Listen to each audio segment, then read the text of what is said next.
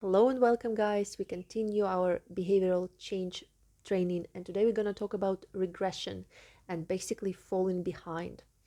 Many of us had this experience, like you're trying to develop new habits, you're trying to get hold of some old behaviors that you don't like about your life and so on, and then you fall back and you kind of get in this regress and you repeat the same old behavior, or you forget about your new habits. And many of us get really upset about that and see this as proof that your situation is so bad that it can never be fixed, and so on and so on. However, I am here to tell you that no progress looks linear and just always going upward.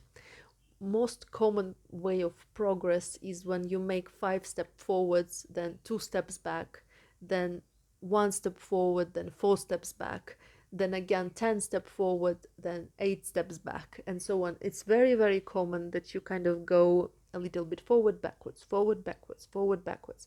And instead of getting upset each time you go backwards, I encourage you to see it as normal part of change. This is how our body, our minds adapt to the new ways of acting, new ways of behavior, new ways of being.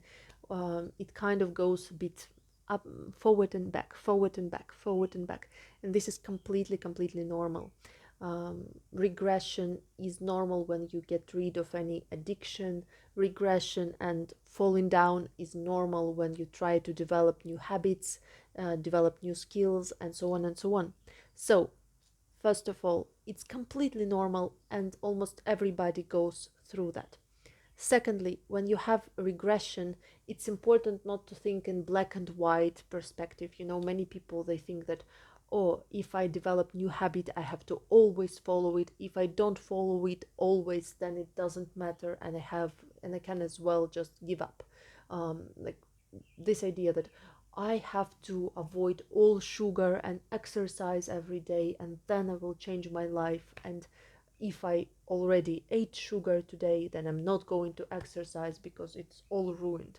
This is a very harmful approach. Instead, I encourage you to see situation not in black and white terms. And if you did some kind of regress, if you had some kind of problem, it doesn't mean you have to give up all the other progress. And in like for example, if you didn't manage to do things as you wanted at work, it doesn't mean you should give up eating well, or exercising, or communicating well with your partner, and so on. You can have a miserable event in some sphere of your life, but have it all right in other spheres of your life. So don't let everything else fall following one event. Yes, and this is true in many, many, many different life situations. When we try to change something, we will inevitably fall back sometimes. And that's completely normal. And more than normal, more than just acceptable, it is also beneficial, because falling back gives you new experience and new knowledge about yourself, about the situation, about how you change, and so on. Falling back can give you knowledge about your values and needs that were not met in your progress, so you can actually meet them. Falling back can give you knowledge about how much progress you've done so far, and remind you how you used to live. Like for example, when you used to drink a lot of alcohol and now you are getting rid of that, and then you fell back and you actually drink it, you remind yourself like, oh, it actually feels disgusting, I don't want to do it anymore. So it can remind you of the bad consequences.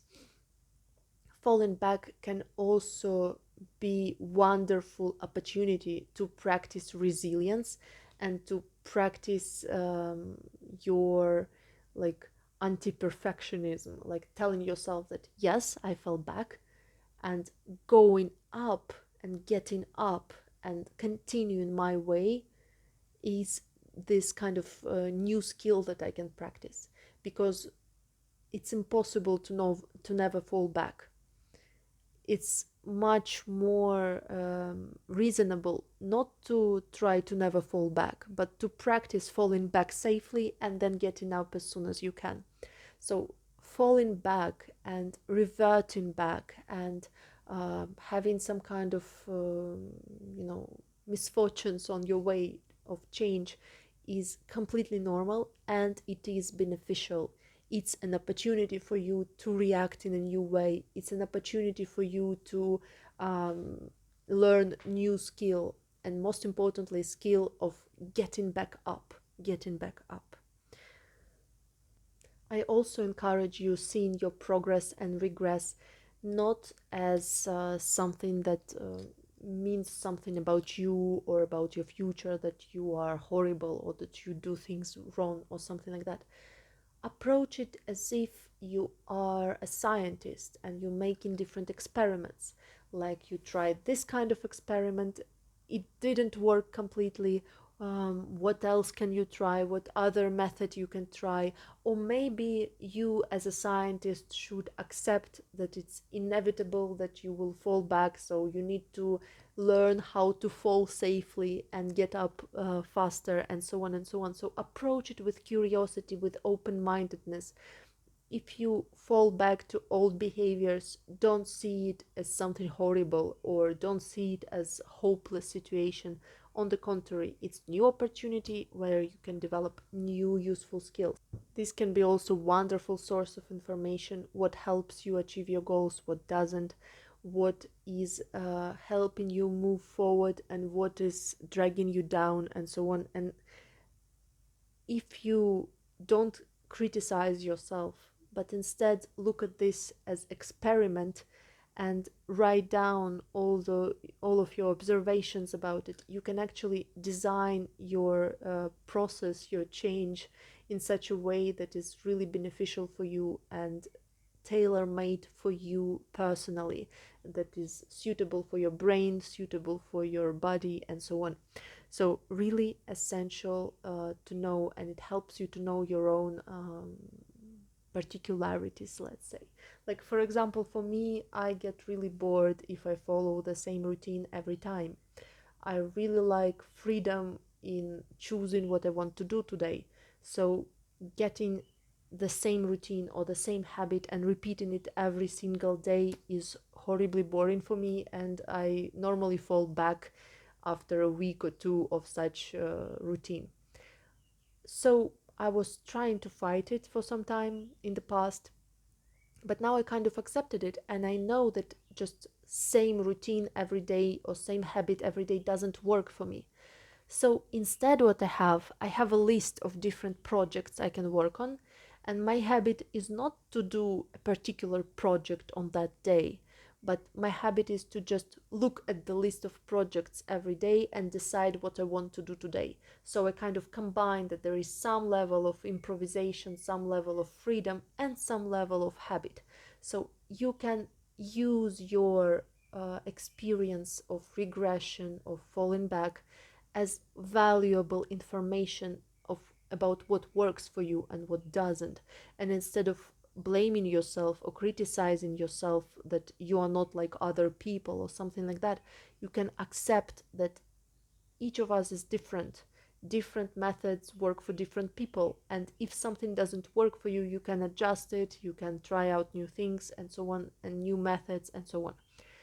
So yeah, I hope this was a useful video. Remember that falling back is completely normal, and actually it's not harmful. On the contrary, it's very, very beneficial for you. You can learn a lot of things about yourself, and it's also your opportunity to practice new skill, to practice the skill of falling safely and getting up also as soon as you can. And I encourage you to even reward yourself when you fall back. This is paradoxal, but that's true. Like, for example, if you have a certain routine and you know that sooner or later you will fall back and not follow it, because that's your experience with routines in life in general, plan what you're gonna do when you fall back. Be prepared. And when you do fall back, follow this plan and once you decided like, okay, I fell back, I don't want to continue with that routine, you can decide on a new routine. And instead of thinking like, oh no, I couldn't follow this routine, it means I'm hopeless, think in that way that this routine helped me for 1 week or 2 weeks, I can start something new now. And this way you see positive in this, and you can also reward yourself for falling back and for getting back up, because it's actually much more important skill than just doing something or just starting something. Falling back and then getting back up is essential for change, and it's completely normal, and it's one of the most important skills in life, because in life we often have different kind of changes, situations, uncertainties, stressors, and so on, that make us fall back. And this ability to fall safely and then get up as soon as we can is one of the most essential life skills. So I encourage you to develop it.